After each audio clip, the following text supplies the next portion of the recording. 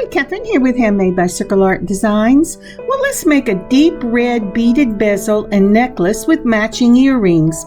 This is part one of a two-part series. Today we will actually bead that beautiful deep red faux coral stone. Isn't that beautiful? I just love this piece.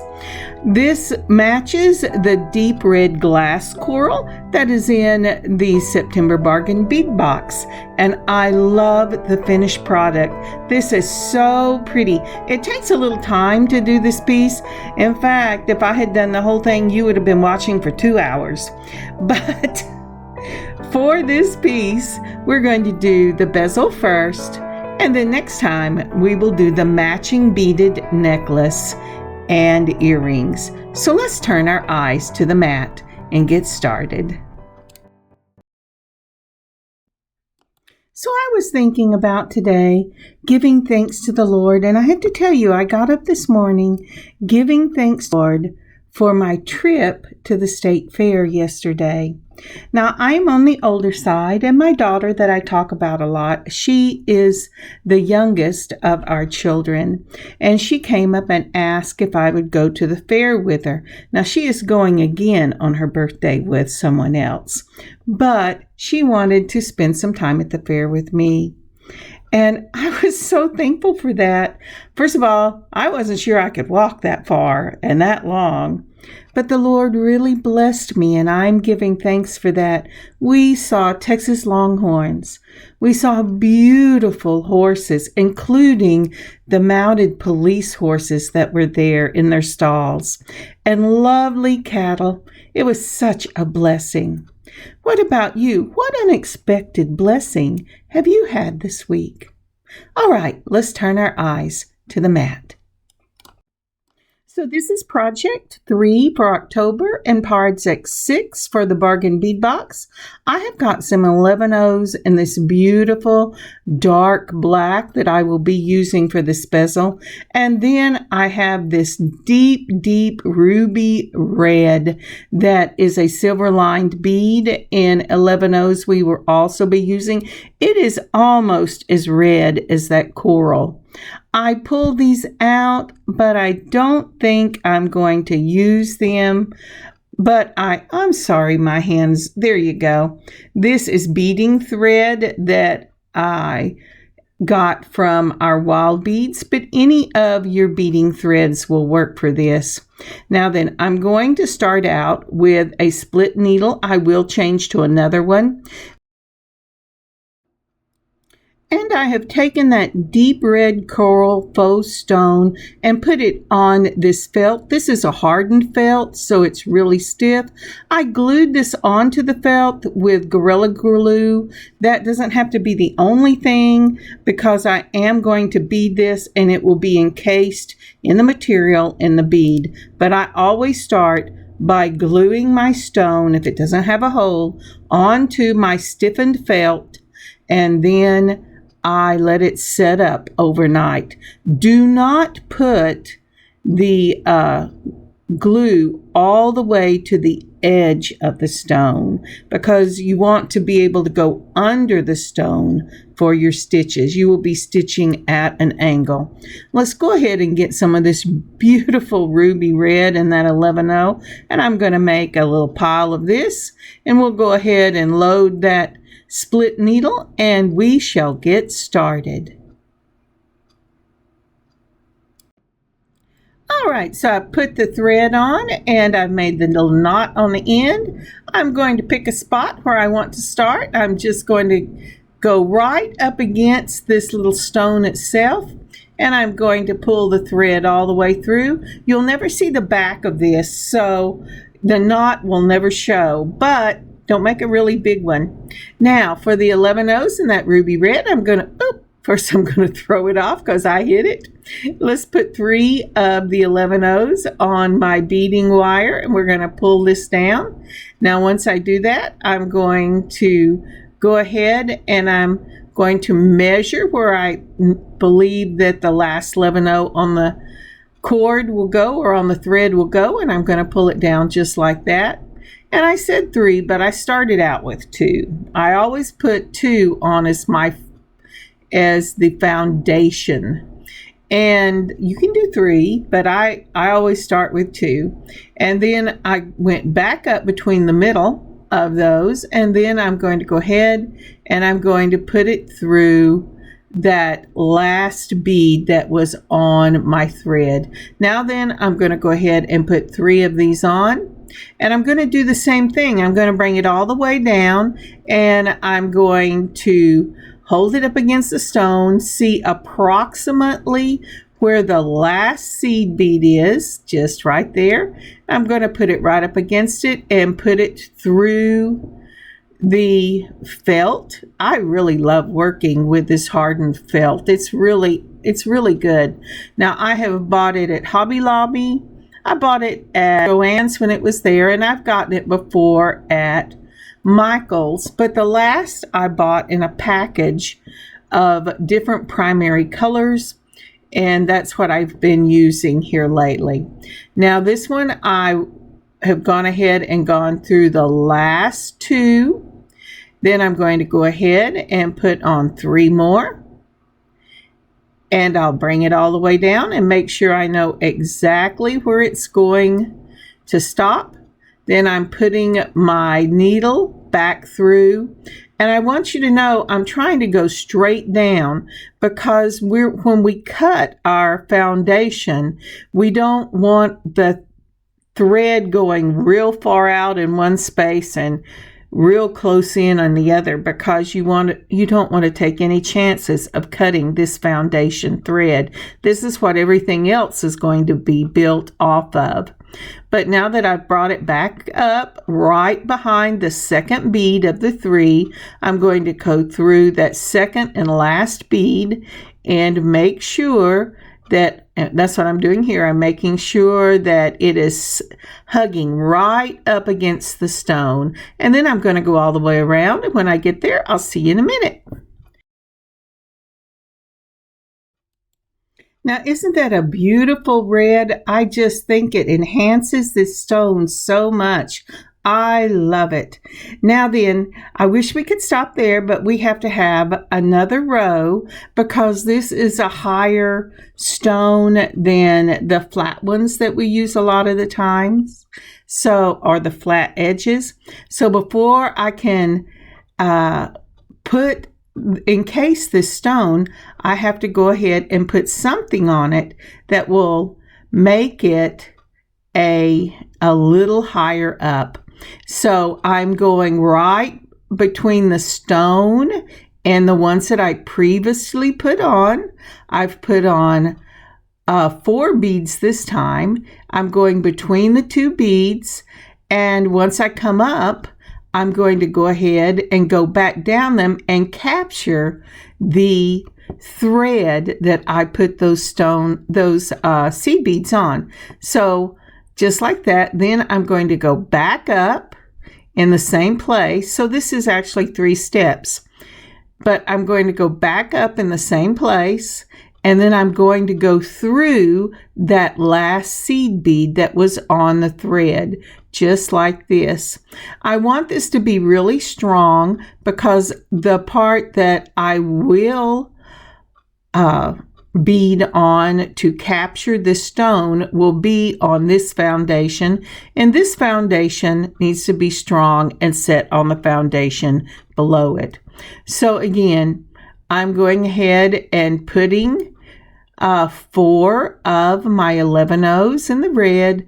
I'm going to where the last of the seed beads are. I'm going between the stone and the previous foundation, and I'm pulling it down as long as I don't get it all twisted. I do that sometimes.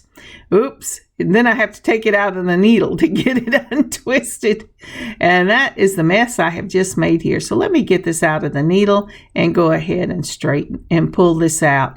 Now it's really important when you do this that you don't yank on that thread because you'll make a little knot in it. So let's go ahead and pull this out and get it out of the way. See what I've done wrong. There you go. And we'll go ahead and rethread it. That's the thing I really like about these split needles is that they're easy to thread when you're doing any kind of beading project like this. Now, at some point, I go ahead and change needles. Or that might be on the other project, on the other piece that I'm doing. But after a while, the little point there gets dull and you have to go to a different needle. But this is a brand new one, and so we're just moving right along. Now I've gone back down, and now I'm going between the middle two beads, just like that. I'm going to go ahead and I'm going to go around, and when I put this one on, I am pushing my needle at an angle backwards, and this is to capture the thread, just like that. And I'm always looking to make sure I am in the circle that I have already started, so when I cut this, I don't have crazy stitches going every which way, because that is something that I did a lot when I first learned how to do this. And I would go cut around my foundation and I would just clip those stitches and it would fall apart and I'd have to start all over. All right, so once I have caught the thread between the loop, making a loop around that thread between the two stitches, between the two seed beads, I'm going back up in the same place, and I'm going to take and run my needle through the last two seed beads that I just put on. So to remind you, ooh, look at that. To remind you what I'm doing, I'm coming up, then, isn't that pretty? I'm coming up, I'm putting on 4, then I'm going to come back down between the stone and the foundation I just finished, in where the last seed bead comes, just like that. Then I'm going to back it up 2 seed beads and come up again right between the stone and the foundation. See, like that? Isn't that pretty? And so here I'm looking to see, okay, where do I think about 2 seed beads are? Get it in the right place. Then I'll come up, and once I get it up, then I'm going to go back. I'm going to go around that thread. I'm going to capture it in a loop, just like that, so that it's nice and snug. Then I'm going to come back up between those 2 same seed beads, and it will be the same if you were doing 2 or 4 or 6. And then once I do, I'm going to put my needle through the last 2 seed beads that are on this side of the foundation, and I'm having a little trouble getting my needle between there. I pulled a little tight. And then once I do that, I'm going to go ahead and I'm going to pull this out so that I've joined them. That means I put them on, and then I put them on the first time, looped it, went through, and I'm ready to do it again. And now I have this all the way around. Now this is how we're going to catch this stone. That is called a V, the V net. And what I do is I had come up in my last stitch and moved through my original beads, through the first 4 of my original beads. Now then, I have put 3 reds on, 1 black and 3 reds, and come back out. Now I'm going to skip over a bead, and I'm going to go back through the next bead, and I'm going to continue this V, just like that. All right, let's do this.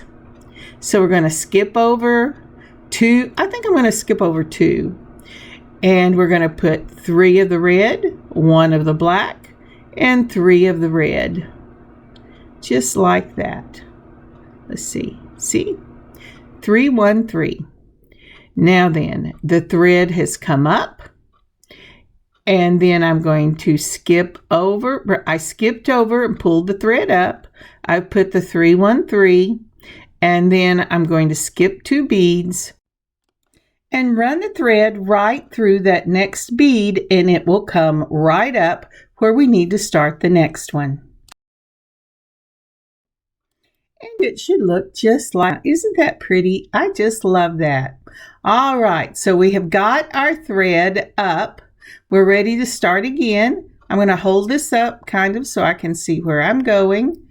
And let's see, I want to start this right here. Don't forget to skip your 1 bead. So as I'm getting that in that bead just like that, I'm going to go up. So it goes in that bead and comes back out the other side, and that will give you the space you need for your next one. And again, we're going to repeat this V-net by putting on 3 of the red. And it depends on the height of your stone, how many of your main color you put on. Put on 1 of the black and 3 of the red. And that's for my particular stone, because I need that black bead needs to come all the way up to the smaller dome section of the stone. All right, let's try this again. There you go. And we're going to go ahead and we're going to put it, we're going to skip 2 stones over. I'm sorry, my hands have gone off the screen. We're going to skip 2 stones over, and we're going to, there you go, 2 stones over, and we're going to get this, there it goes out, so I need to get it 2 over and go back in and go back up, and that will make the V shape we are looking for. So let's see if I can show you this. Now, isn't that pretty? It's really, really pretty. I love this. Now, depending on your stone and the height and curve of your stone, you really have to play with the first ones to make sure you know how many of each color you need to go ahead. And you want, when your stone, when it's rounded, it will be wider at the base and smaller at the dome. It needs to go over the widest section and just, you know, a couple of millimeters into the top of the dome itself. And that's what I'm doing here. So I am counting over my 2. Then I'm going to go, come on, get the needle in. There you go. And then we're going to go up through the thread, the needle go through with the thread. Let's not get the thread before the needle. And you're going to go ahead and we're going to pull it up, and it's going to work just like that. And then I'm going to continue this all the way around. This will actually be what holds this stone in place. And here we are through the magic of the video. All right, I've gone all the way around. When I ended up at the base of that first V in this net, I have gone ahead and gone up that first column of the first V, and then I'm going through the black, and now I'm going to see how many of the 15 O's that will make the next round I will need between the V's. You do not want to fill all of the space up between your V's. Once you go all the way around, then you're going to gently tug on your cord or your thread until you make that piece taut. Will there be a little of your thread showing? Probably. So be gentle with yourself, especially if it's your first time. I've done this for many years, but I'm not the best person at doing this, but I love it and I love to wear it and I love to share it with you.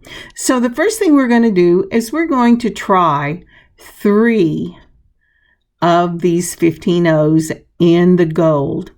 Now, it doesn't, you could, if you had a red and you in a 15-0, this would be beautiful for that. Or you could use the black if you had it in a 15-0. But what you want to do for this is make sure you use a 15-0 if you've been using 11-0s. If you were doing 8-0s, you could use 11-0s, and I did that in the beginning.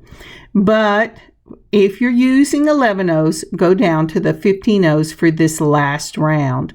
Now what I'm doing is I'm looking, and 3 was too many. So I went back through my next black that I had gone through in that second V, and I'm taking off one of the 15-0s. So now I am putting these on, and let's look and see how this looks. Actually, and it will look like I have 3, but it's actually because I put on, I've already through. So let's look at this. You know what? I think this might work. All right. Make sure when you go through these, if you're coming from the left to the right, you go from the left to the right. What I did when I set it down is I moved my needle and I went from the right to the left. So it made this strange little loop in my black. So let's try this again. All righty. Go ahead and pull this up. And I'm telling you, if I can do this, anybody can do this. It does take time, but that's okay. So let's try again. 3. And let's see what a couple of them pulled together look like. A lot of times, because I reinforce this a second time, I will put less on than I think I need. And then when I reinforce it, I will add to it for spacing. So let's go ahead and go this through, and let's look and see what this looks like. Alrighty, I think I like that. All right, so 1, 2, and 3, and we're going to do it again. And we're going to go through, and we're going to go to the next of the black 11-0s. Remember, I'm going to go ahead and continue this on around, and when I get back to my starting part, I'll show you how I close up this V netting. See you in a minute.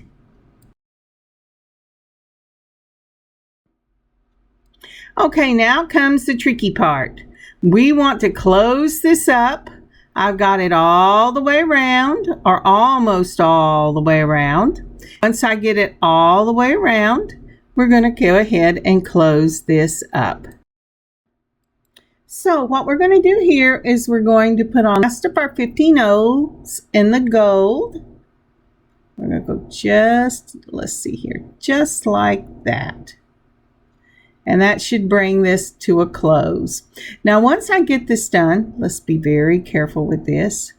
We're going to start drawing this in. Look how that closes. That is just amazing. Isn't that beautiful? And you have the little V netting on the sides. You have a firm foundation. And then you just pull that taut. And I'm holding this thread fairly taut with my finger. But now I need to get it in a position where I can close it up. So, and don't worry if not all of the space is covered. That's okay. If you have that's what I'm looking here. I'm trying to decide if I need to pull it a little taunter, if I'm going to just leave that thread looking right there. But I'm going underneath the netting, that V netting, and under the foundation, and I am headed for my felt, and I'm going to pull this all the way down. And again, I am holding my finger on the back of this, keeping that kind of taunt. And now it's going to be a matter of going back up through some of the V's, just like that. I'm just working this thread in so that it's not relying on one little stitch in the back. And you have to be very careful. Make sure you stay true to your V's. I will work these V's for probably 2 or 3 of the V's, and then I'm going to tie it off on the bottom. So that's what I'm looking at here to see if there's any place else that I need to work this around and make sure it's nice and tight. And once that is done, then I am going to tie it off. All right, let's see here. Where do I want to go down now? So now I'm going back through several of the stitches just like that. Remember I said I wanted to reinforce this, and that's what I'm doing here. Now, unless you're really rough on your necklaces, this probably isn't going to see a lot, but I'm going to go ahead and go around it and reinforce it. And once I have gotten once I have gotten all the way around it, then I will be ready to go ahead and move this to the back. And I really like that. It's reinforced all the way around. I've reinforced some of the V's, and I am ready for the next step, which is going to be from the September Bargain Bead Box 4mm in that gray blue bicones. And these are gorgeous. They were just meant for this beautiful deep red coral. Look at this. And this is what we are going to do with these. Isn't that beautiful? I love it. So I will not be cutting the foundation yet, because this will be on part of my foundation.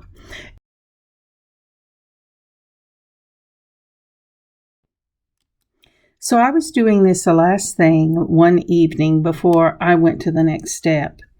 And I thought I recorded this, but I cannot find it recorded anywhere. So let me walk you through what we're going to do here.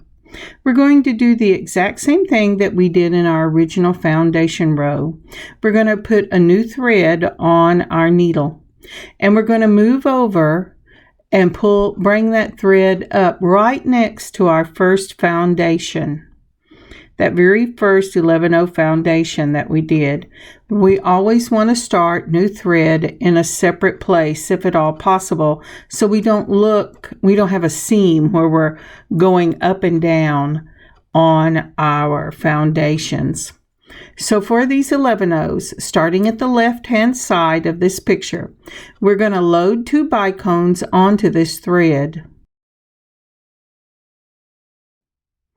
At the end of the second bicone on the thread, and this is called the guide thread, we're going to go ahead and place the needle right up against that original red 11-0 seed bead at the end of that second bicone on the guide thread. And we're going to put it all the way down. This is exactly what we did in the beginning.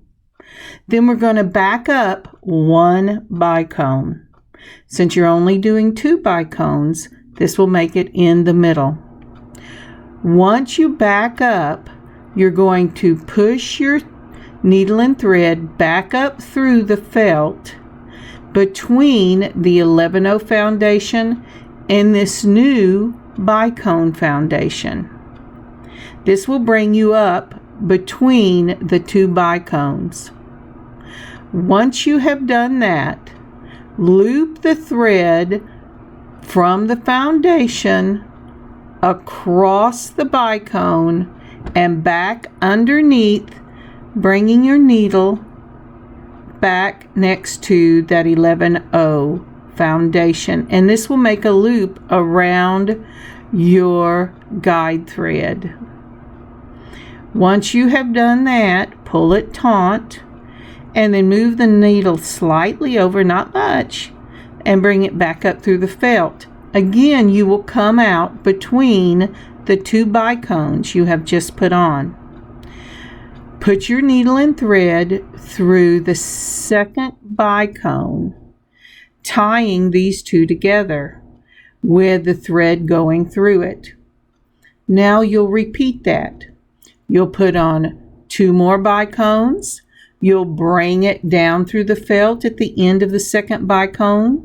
You'll back up 1 bicone. You'll come up, back through the felt between the bicones you put on. Loop the thread around, go under that guide thread, and back down through the felt where the 11-0 foundation and this bicone foundation touch. Once you pull it taut around, you're going to bring it back up between the two bicones you just put on and run the needle and thread through the last bicone that you have on the piece, the one you just put on. And you'll repeat that all the way around. When you're through, you're going to go back through all of these bicones, giving it a second thread. When you get to the end of that, you will be ready to tie this one off. All right, let's move on. So I've gone all the way around this. Isn't that pretty? I just love that. It is so pretty. And remember, even though you use cones and 11-ohs, it's the same thing we did for the first one. All right, I have pulled this to the back and I am going through making a loop. I'm going to tie this off and I'm going to do it twice through the loop, maybe 3 times, making a surgeon's knot. I'm going to tie it down very carefully so I can get this without making a problem. And then I will do it again. And then I'm going to be doing these little crossovers. And this is something that I learned a long time ago, because this is going to be covered and it's never going to show, and it's going to have some glue.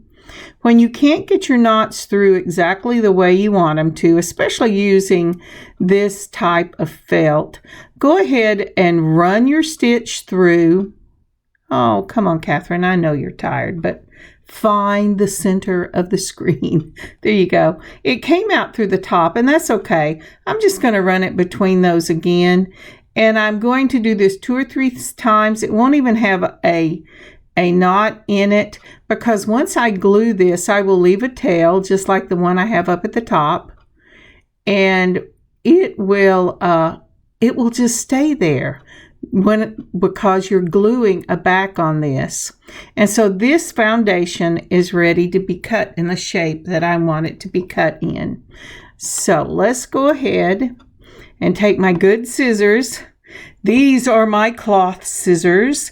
These are the ones I use for embroidery and cutting little spaces when I am making things with my machine. And nobody uses these for anything but material.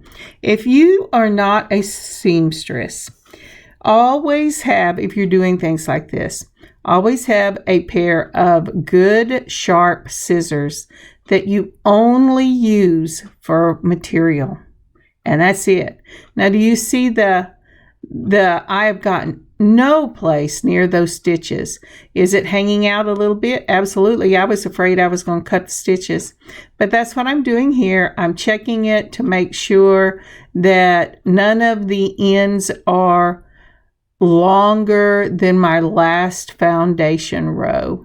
Now, on some things I do it differently, but for this one, I don't want any of the foundation showing over that last foundation row. So once I have got that done, then it is time to go ahead and cut my backing. But as I was saying, use really, really good scissors for that. Now, isn't that pretty? That is just lovely. Now, don't you agree? Don't you think those bicones were just made for that deep coral red, that red coral? It's gorgeous. And when I saw those beads, and I remembered I had a deep red coral faux stone that I have had for a couple of years that's just been in my box waiting for a piece to make something with, and I pulled it out the same day I saw it. All right, so this is some vinyl that I have. I bought this off of Amazon. I got a package of a whole bunch of different golds and rose golds and silvers and kind of a charcoal gray. And so I just keep it put away with my felt, and whenever I make a piece like this, which isn't very often, I usually make them in the fall. In the fall, my heart goes to beading. And so I'm taking a pencil and I'm drawing the circle that I'm going to use. And again, I'm going to cut with my really sharp scissors, I'm going to use my material scissors. And as I was saying, cutting paper and stuff, it doesn't dull the scissors where you can't cut paper, but it will dull your scissors where they will not cut as easily, and sometimes not at all if it's a very fine material. So always have a set marked for crafts, a set marked for paper. I have a set for crafts, a set for paper, and a set for material. And so these are my material scissors. All right, so I'm checking this to make sure that it's going to work. And sometimes, even though you draw it, you have to kind of look and see, where is this going? Especially because you're putting it face up. And if I didn't mind marking the other side, I would have put it the other direction, but I did. And so sometimes you have to do a little more trimming on it, especially if you're using faux stones. They may not be as symmetrical as one that is cut on whatever that is they cut them with. I don't do stones, but I've seen it on YouTube. So yeah, so it's not necessarily symmetrical, and that's okay with me. All right, I am going ahead and I'm using clear Gorilla Glue. Now this is something I always tell you, let it dry for 24 hours. If you have plenty of room from the edge when you're about to do this step, you can let it dry for 24 hours. But if you don't, and you let this stuff dry for 24 hours and you've put it all the way out to the edge, you need a very strong needle to get through it, a pair of pliers, and maybe a tiny little hammer. I don't know. This stuff is like concrete whenever it dries. So always make sure it's okay to take it all the way to the edge, as long as you're going to sit down in one setting and bead it before it's had 24 hours to set up. 12 hours, you can still get a needle through it, or at least I can.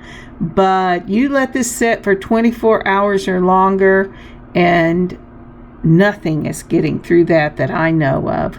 All right, again, I'm going to take my black beading thread, and I'm going to cut a piece, and we're going to start putting a foundation layer to join these two layers together, a foundation bead layer. Now I only use this type when I'm going to use my seed beads to put the foundation together of the two pieces, and then I am going to bead between the thread on this foundation. And that's what I'm going to do with this one. I'm going to put on the foundation layer, and then I'm going to do beaded picots around this piece. So I'm tying. I run it down my finger, but I was having a little trouble this evening, and so I'm just tying a little knot in the same place over and over again until I get a knot big enough to go through this. Now, because I have put Gorilla Glue on this, my needle is going to go through the glue, and you need to know that's going to happen. That's one reason your needles will get dull quicker. And I have a set of needles that I am just using for this. I have put a jump ring in the top of this piece. I'm going between the two layers, and I'm going to go far enough in that my knot is not going to show. So I'm going to pull this sucker down. Now my tail will, and I'll cut that off, but the knot itself will be caught. All right, once I have got that done, I am going to go ahead and do a couple of stitches between the two layers around the, I forgot to get out my beads. And these I'm using these are 11-0 check glass, and I'm doing these little donut foundation. And that's not the way you would normally put your closing, the round around your bezel. You would normally put them up top so that they would look finished and the holes would lay against each other.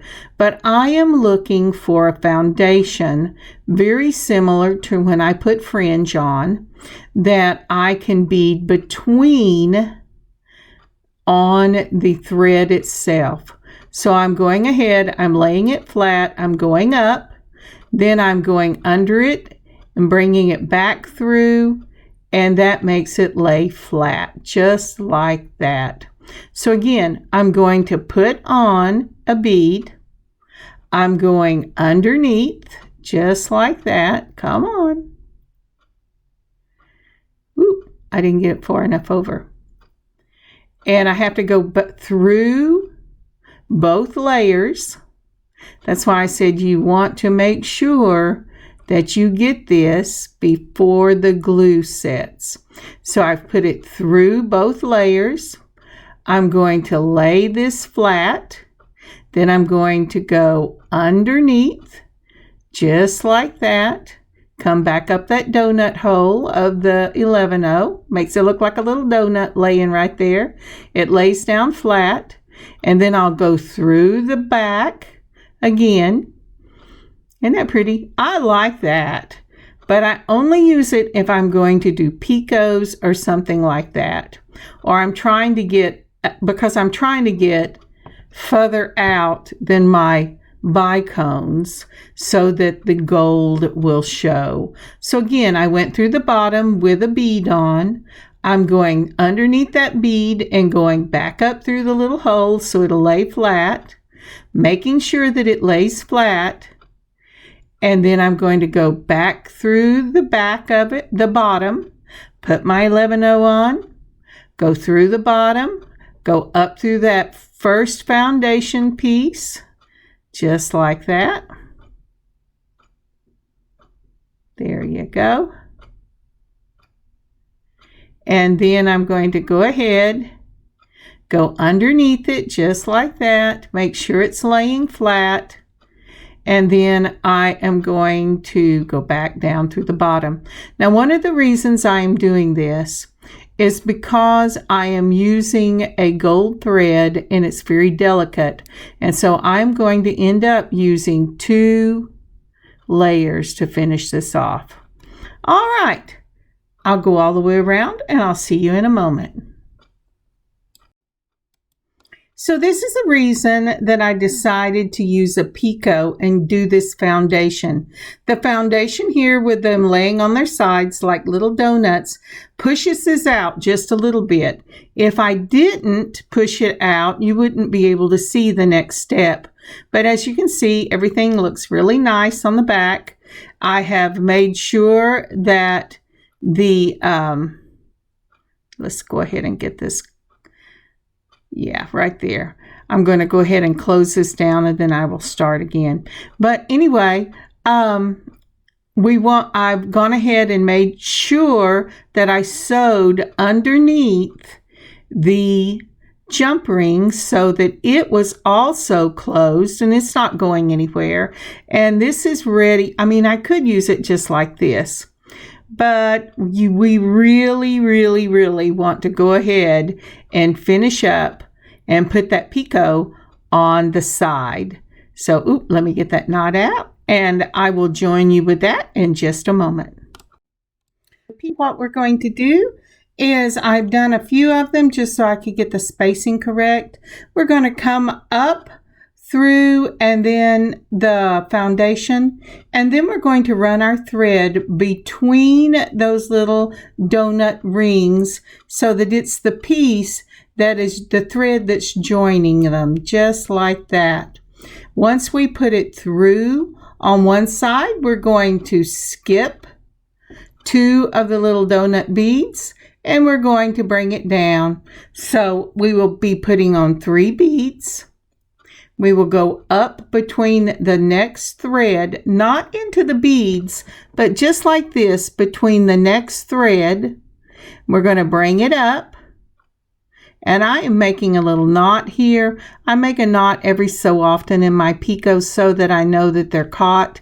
And see how pretty those little picots look? So I've made the knot. I'm going to go back up through that thread that I just made the knot in, just like that. Not the donut, the thread that goes between the seed beads. I'm going to bring it up. Then I'm going to put, I got it kind of twisted. There you go. Let's see if we can't get that fixed. Okay, so I bring it up. I'm going to put 3 of the 11-ohs on. I'm going to go through the next thread, and I'm going to pull it and make a little picot, just like that. Then I am going to loop under the thread, and I'm going to the next thread. And see, I'm making the little knot, and that will lock that picot in place. And that's mainly because, as I said, I'm using this real thin gold thread to do this with. But I didn't want thread to show, so I wanted to use the thread I use for a real fine embroidery that gives that beautiful gold look. So once I've gone through the next thread, I'm putting on 3, and then I'm skipping to the next thread. And I'm bringing that down very gently, and it should make this little picot form. Then I'm going over to the next thread and make a knot, just like that. And then I'll come up and I'll put on 3 of the beads, just like that. And I'm looking to make sure I did what I thought I was doing. Take those beads off. You didn't make a knot, did you? I didn't think I did. But okay, so now I've made my knot. I've gone up in the next thread. I'm going to take my 3 little beads, and I'm going to put it in that thread, bring it down in the next thread. So you make a knot. You come up in the next thread. You put on your 3 little beads. You go to the next thread, and you go down, and that means there's 2 beads for every 3 beads, and that makes a little picot because that middle bead will stick up. So I've going through the next one, and my little picot is sticking up, and then I'm going to make my little knot in the next thread, just like that. So go through around that. You don't always have to make a knot, but more times than not, I make my little knot. So let's see if I can't get it through that little thread just like that. Okay. Then we're going to go over and we're going to put on 3 more. I'm going to skip the thread that I just went under, go to the next thread and make my little picot just like that. And I'm going to gently bring it down, and it should pop up. Where 2 lay on top of each other and one of them pops up. That makes a little picot. All right, again, I'm skipping the next thread and going around it or making a knot. It doesn't matter which, as long as you skip that one. Then I'm going to put on 3 beads. I'm going to go to the next thread. I'm going to bring down, and it'll make a little picot. And I'm going to do this all the way around. I'll see you in a moment. Would you please take a moment to like and comment on this video? And if you haven't already, would you subscribe and share? Subscribe to our channel, hit the notification button so that you're notified whenever new things come out, and then share this with your friends and family. Thank you so much. All right, we are almost finished with this bezel portion of this necklace. Can you see why I wanted to put it into 2 different parts? Now, what I am doing here is I'm doing the very last one of the bezels for this side, and then I am going to go through and I'm going to join these, and that's what I'm doing right here. I'm checking to make sure that this bezel is joined. And you can see here, I am hiding the wire, just like we've been hiding all of them. And this picot is finished. It's turned out well. I'm sorry. I am really, I got tired. But I wanted to get at least this portion done so I could share it with you this weekend. But as I said, since this is inside, you do not have to make knots. It would be impossible for you to make a knot because you have finished this up and there's no longer any place for you to hide that little knot. So I am just making the teeniest little stitches and going ahead and bringing this piece to the finished conclusion. Let's go ahead and pull that out. And I think I'm going to go through one more time, and I will be ready to clip all of this. Now, isn't that pretty? I'm checking it to make sure everything looks nice. Now, isn't that gorgeous? I just love this. This is so pretty. All right, so let's go ahead and look at the back and look at the front, and we will be ready to go ahead and clip this gold. And I love that picot. It just looks perfect. Well, thank you so much for joining me today on this beading adventure. Now, we do have part 2 coming up. Part 2 will come up probably Wednesday of the next week. My first time to put a video on will be Wednesday of next week, and I will go ahead. Oh, I'm sorry, my hands have just moved all over the place. You'd think I can't even see those pins, but isn't that pretty? Let me show you some pictures of this bezel. Isn't that lovely? Again, thank you for joining me today. Take the weekend, make one of these for yourself, and then join me on Wednesday, and we will make the earrings and the beaded necklace to go with this piece. God bless you and God keep you safe. Till we meet again, Kathryn, Handmade by Circle Art Designs. God bless y'all. Happy beading.